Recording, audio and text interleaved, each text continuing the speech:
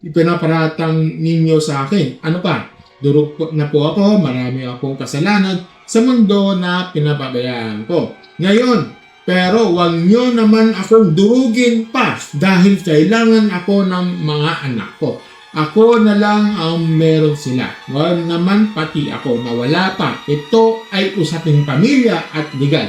Kung ipagpapatuloy nyo ang pagpapakalat ng mga kasinungalingan at pagnira, sa korte tayo magkita-kita.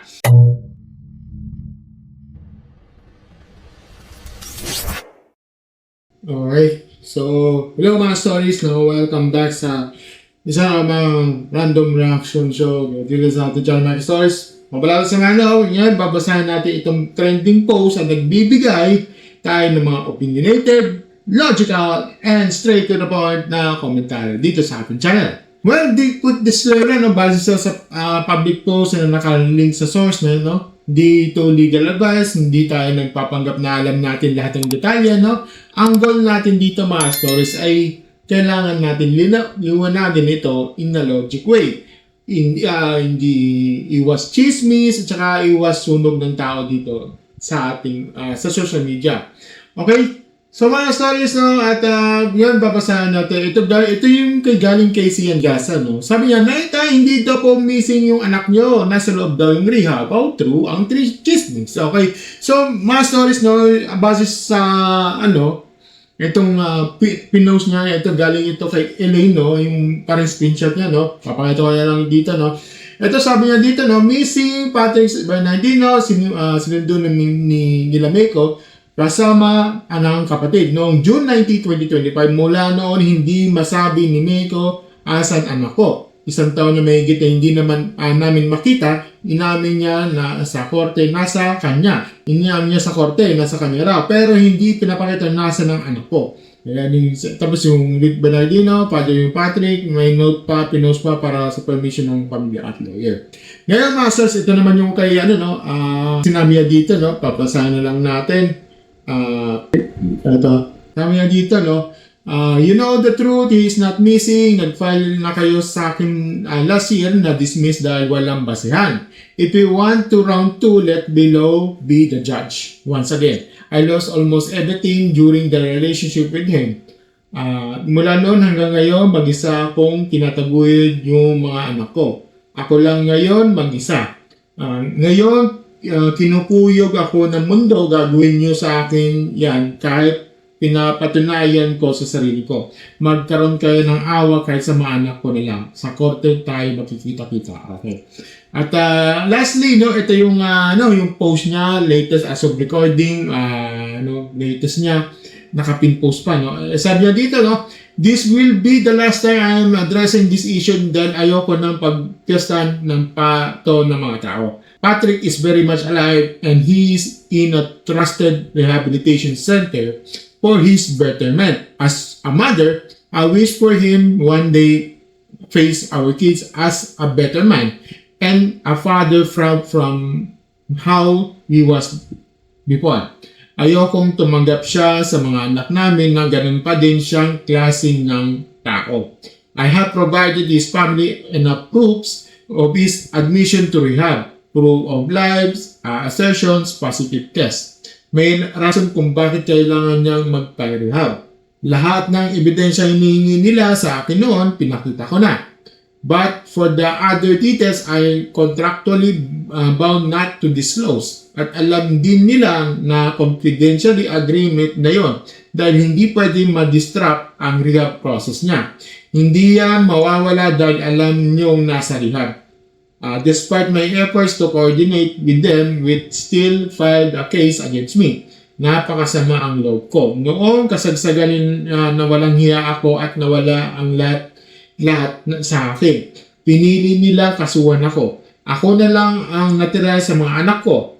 Pero hindi man lang nila inaisip na ginawa nila yon, nakuhanan pa ako ng oras at panahon na para sana sa mga anak ko. Pero pambayad sa mga abogado na para na lang sana sa mga anak ko at kapayapaan na nawala ng tao sa akin. Ito akong makipag-usap na sa kanila mula no napapanalo ko yung kaso dahil hindi na sila naawa sa amin ng mga anak ko noong mga panahon na yon. Dahil paulit-ulit nilang kinampihan si Patrick at tinawag ako kung ano-ano.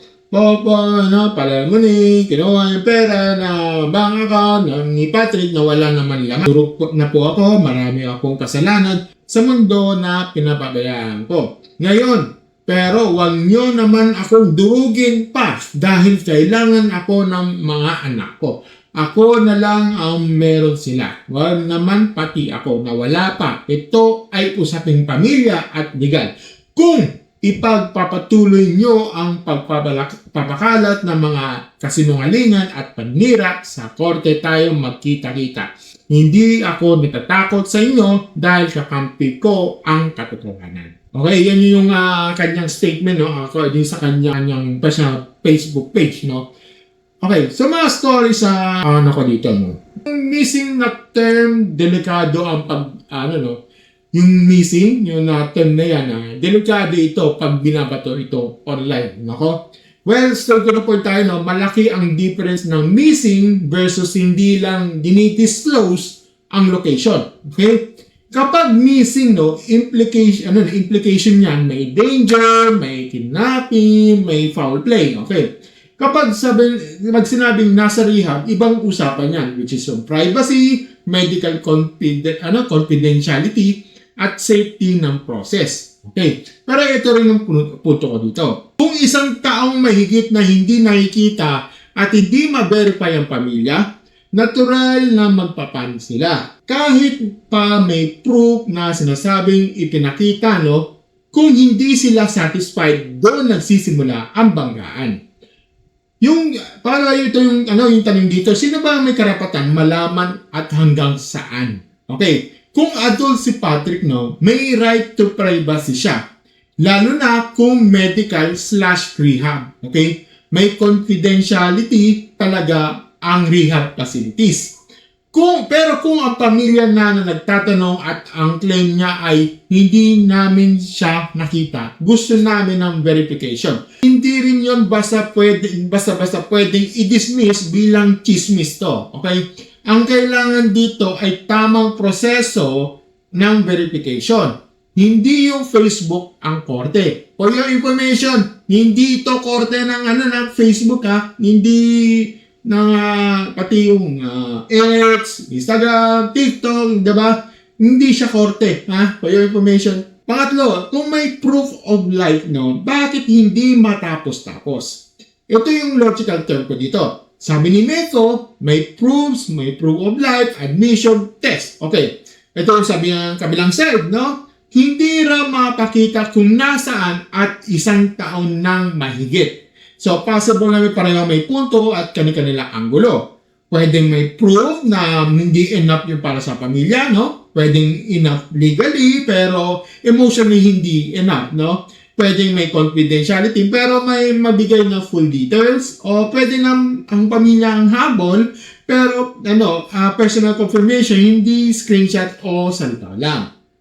Ang solusyon dito, mga stories, no? Pagbigyan o patibayan ng post. Ang solusyon dito, lawyer-to-lawyer court-guided verification kung kailangan, or proper authority involvement kung may claim ng unlawful restraint. Diba?